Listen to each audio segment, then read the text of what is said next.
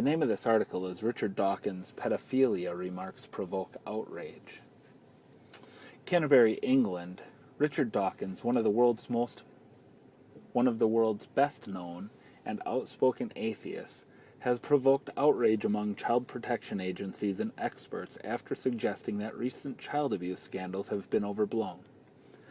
In an interview in the Times magazine on Saturday, September 7th, Dawkins, 72, he said he was unable to condemn what he called the mild pedophilia he experienced at an English school when he was a child in the 1950s. Referring to his early days at a boarding school in Salisbury, he recalled how one of the unnamed masters, quote, pulled me on his knee and put his hand inside my shorts, unquote. He said other children in his school peer group had been molested by the same teacher, but concluded, quote, I don't think he did any of us any lasting harm, unquote. I am very conscious that you can't condemn people of an earlier era by the standard of ours.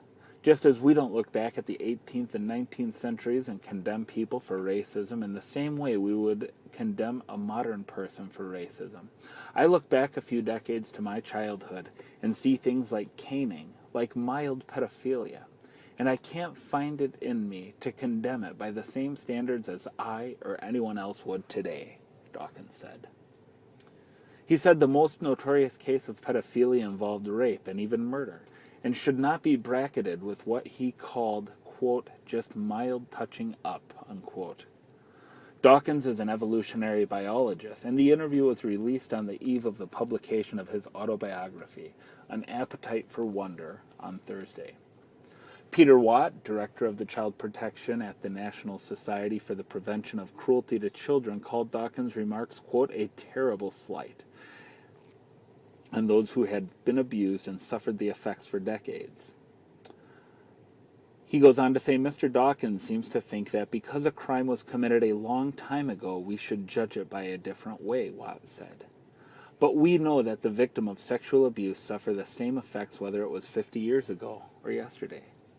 Peter Saunders, a founder of the National Association for People Abused in Childhood and himself a victim of abuse, told the Times that Dawkins' comments were worrying and unhelpful, adding, quote, abuse in all its forms has always been wrong. Evil is evil, and we have to challenge it whenever and wherever it occurs. That's the end of the article.